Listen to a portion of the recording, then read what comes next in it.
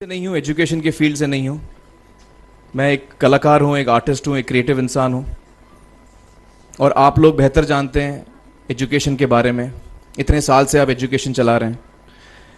पिछले कुछ साल से मेरा अनुभव हुआ है, चूँकि मैंने कुछ फिल्में की हैं। एक फिल्म थी तारे ज़मीं पर, और अभी हाल ही में मेरी जो फिल्म आई है 3 इडियट्स, ये दोनों फिल्में एजुकेशन के टॉपिक पर हैं। तो लिहाजा मैं इस वजह से मैंने काफ़ी रिसर्च की एजुकेशन के ऊपर, और कुछ चीज़ें मेरे सामने आई हैं और वो चीज़ें मैं आपके सामने रखना चाह रहा हूँ। आज यहाँ पेरेंट्स हैं, एजुकेटर्स हैं, टीचर्स हैं, बच्चे भी हैं। हो सकता है पता नहीं मैं कितना सही बोल रहा हूँ, गलत बोल रहा हूँ, लेकिन मेरे कुछ विचार हैं जो मैं आपके सामने रखना चाहूँगा एजुकेशन से जो जिनका संबंध है। और वो ये कि सबसे पहले तो हर बच्चा ख़ास होता है। ये मैंने डिस्कवर किया अपने रिसर्च में। हर बच्चा ख़ास होता है। हर बच्चे में, हमारी तरह, आपकी तरह और हमारी तरह, हर बच्चे में कुछ ना कुछ काबिलियत होती है, कुछ ना कुछ कमज़ोरी होती है। मुझ में भी कमज़ोरी है, काबिलियत है। आप में भी कुछ ना कुछ काबिलियत और कमज़ोरी है, और हर बच्चे में कुछ ना कुछ कमज़ोरी और काबिलियत होती है।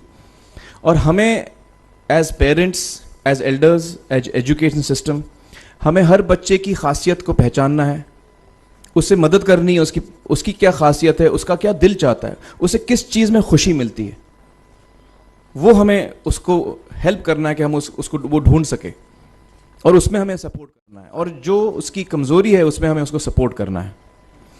मुझे अक्सर एजुकेशन इंस्टीट्यूट्स मुझे बोलते हैं कि हम हमारे स्कूल में सारे बच्चे पास होते हैं, हमारे स्कूल में सारे बच्चे फर्स्ट आते हैं, या हम जो बोर्ड एग्ज़ाम है उसमें हमारे सारे बच्चे पास होते हैं। मुझे एक सवाल पूछना है कि हमारे कितने बच्चे खुश हैं। सबसे बड़ा सवाल मेरा ये है, how many of our children are happy. और वो जो हैप्पीनेस क्वोशेंट है ना, वो मेरे लिए सबसे अहम है। क्योंकि देखिए, पढ़ाई लिखाई तो हम सीख ही लेते हैं।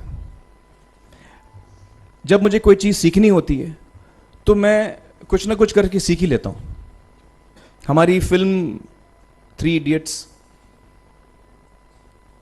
जब रिलीज़ होने वाली थी, रिलीज़ से पहले हमने कई स्क्रीनिंग्स रखे थे, टेस्ट स्क्रीनिंग जिसको हम कहते हैं, जिसमें कि हम ऑडियंस, जैसे आप लोग हैं, उनको बुलाते हैं, फिल्म दिखाते हैं, उनसे पूछते हैं कि फ़िल्म कैसी लगी।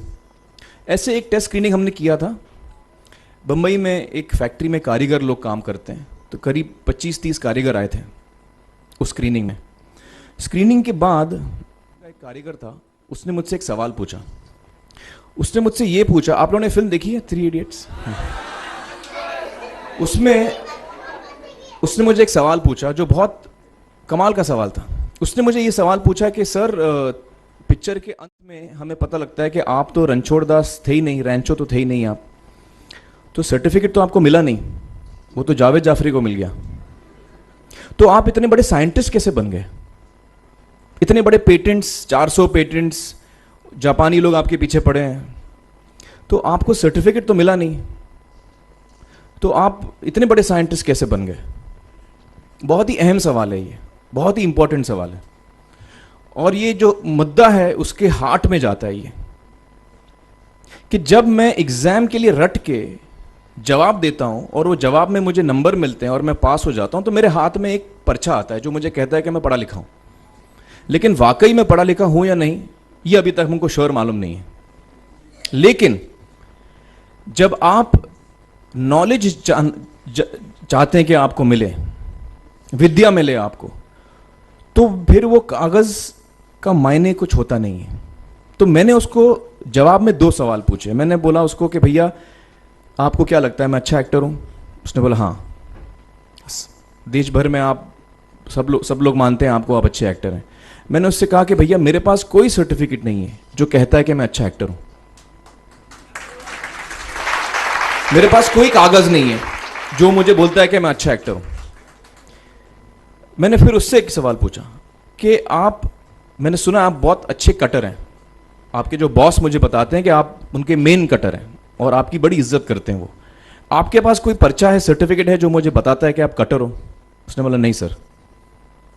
तो मैंने बोला आपका जवाब आपको इधर ही मिल गया। Education is beyond marks, education is beyond grades, education is what you learn.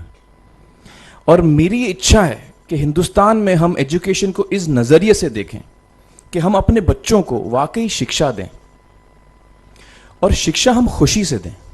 क्योंकि शिक्षा में सिर्फ ज्ञान नहीं होता, शिक्षा में एक और चीज़ मिली हुई होती है, वो ये है कि हम अपने बच्चों को डेवलप करते हैं as human beings.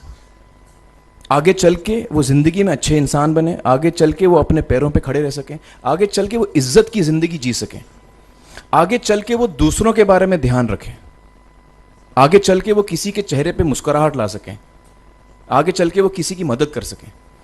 This is what we should develop of our children. ये मेरी फीलिंग है। मैं जहाँ भी देखता हूँ, ये मेरे साथ भी हुआ है जब मैं छोटा था। जब से हमारे बच्चे छोटे होते हैं, जब से बच्चे पैदा होते हैं, बच्चा घर आता है, हम बच्चे को पूछते हैं भाई मार्क्स कितने मिले, फर्स्ट आए कि सेकंड आए? वो बोलता है सेकंड। सेकंड आए तो अरे फर्स्ट नहीं आए, डांट पड़ती है उसको। जो बोलता है मैं 10th आया तो उसकी तो हालत ही बुरी हो जाती है। बच्चे को लगता है यार ये फर्स्ट आना बड़ा ज़रूरी है। उसको रेस में हम पूछते हैं तुम रेस में फर्स्ट आए कि सेकंड आए? में हम उसको बचपन से, जब से वो केजी लोअर केजी में होता है, जब लोअर केजी में रेस होती है, चमचा मुंह में लगा के उसमें नींबू डाल के भागते हैं। उसमें भी हम बच्चे को पूछते हैं अरे मेरा बेटा फर्स्ट आएगा, ला ओ बेटा मेरा फर्स्ट आना, मतलब पेरेंट्स चिल्ला रहे हैं बेटा भागो, मतलब नींबू लेके भागो।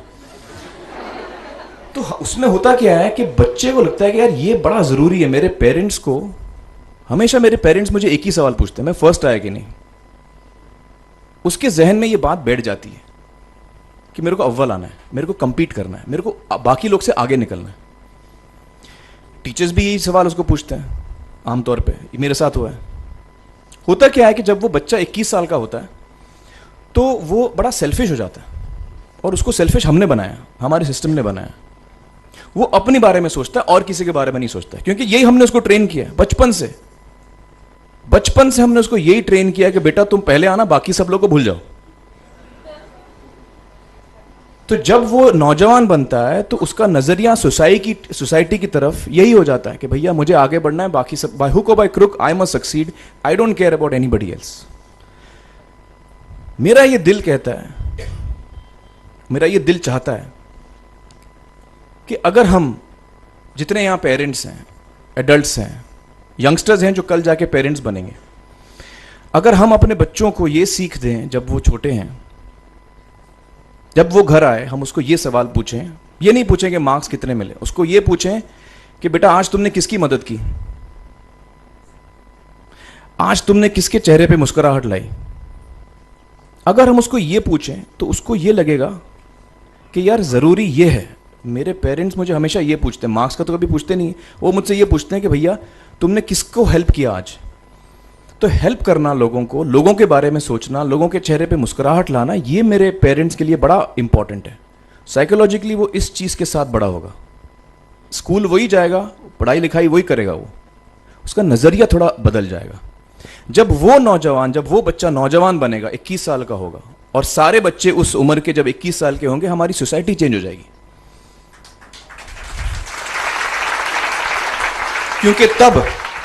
क्योंकि तब हमारी सोसाइटी में ऐसे नौजवान होंगे जो खुद के बारे में नहीं सोच रहे, दूसरों के बारे में सोच रहे हैं। तो मुझे लगता है कि सबसे बड़ी चीज जो हमारे एजुकेशन सिस्टम में मैं देखना चाहूंगा, जो मैंने अपने स्कूल लाइफ में नहीं देखी, कि हमको ये अहमियत इस पे दी जा रही है कि हम अपने आसपास के बच्चों को कितना हेल्प कर रहे हैं। ये एक बहुत बड़ी तब्दीली अगर आ जाए तो मुझे लगता है कि हमारा देश बहुत सुधर सकता है, बहुत बदल सकता है, हम बहुत